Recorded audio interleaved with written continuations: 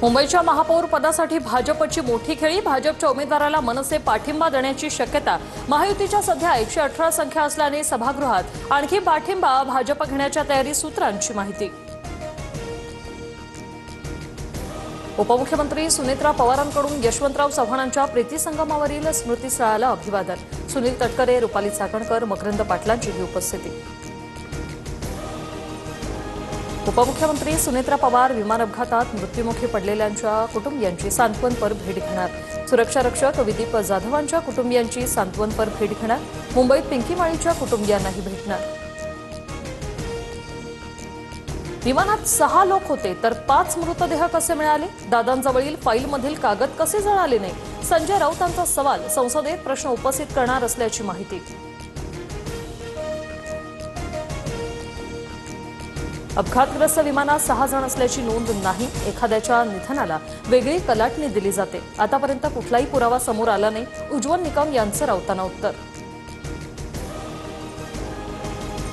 विमानाचा black box सापडलाय, सत्य समोर येईल। दादांच्या अपघाताच्या चौकशीची मागणी फडणवीसांनी आधीच केली। केंद्रीय विमान उड्डाण राज्यमंत्री मुरलीधर मोहोळ यांची माहिती। दादांना स्वगृही जायचं असेल तर फडणवीसांची चर्चा करायची गरज काय? फडणवीसांसोबत प्रत्येक गोष्टीची चर्चा होतेच असं नाही। फडणवीसांच्या विलीनीकरणाच्या वक्तव्यावरून राऊतांची टीका। दोन्ही राष्ट्रवादी एकत्र येऊ नये हा कट शिजला आणि ठिणगी पडली। वडेट्टीवारांच्या वक्तव्याचा नेमका अर्थ काय? तर डीसीएम पद संवैधानिक नाही, 13व्या नंतर ते भरता आलं असतं। शपथविधीवर ही टीका। महाराष्ट्राच्या हितासाठी आम्ही एनडीए सोबत, मित्रपक्ष म्हणून आम्हाला भाजपचं सहकार्य आहे। वडेट्टीवारांना आमच्या पक्षावर बोलण्याचा नैतिक अधिकार नाही, तटकरेंचा पलटवार। वडेट्टीवारांकडे पुरावे असतील तर त्यांनी सादर करावे। या प्रकरणी चौकशी करण्याचं काम सुरू। चौकशीत दूध का दूध पाणी का पाणी होईल, नवनाथ बन यांची प्रतिक्रिया। विलीनीकरणाबाबत कुठे बैठका झाल्या, काय ठरलं ते सांगणार। दुखवट्याचा काळ संपल्यानंतर सविस्तरपणे बोलणार, अनिल देशमुखांची प्रतिक्रिया। मुंबई नागपूरसह पुण्याचाही ग्रोथ हब म्हणून विकास होणार। केंद्रीय अर्थसंकल्पात ग्रोथ हबसाठी 5,000 कोटींची तरतूद।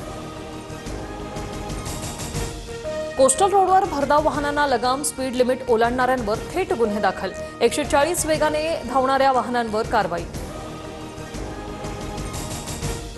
मुंबईत ईस्टर्न एक्सप्रेस हायवेवर चेरी ब्लॉसमचा बहार। घाटकोपर, विक्रोळी परिसर गुलाबी रंगात बहरला। चेरी ब्लॉसममुळे शहरात गुलाबी हवेची भर।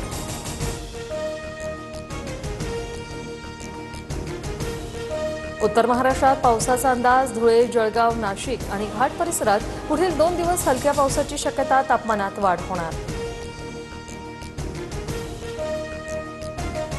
जम्मू काश्मीरमध्ये पहाटे भूकंपाचे धक्के। बारामुल्ला जिल्ह्यात 4.6 रिश्टरचा भूकंप। सुदैवानं कोणतीही हानी नाही।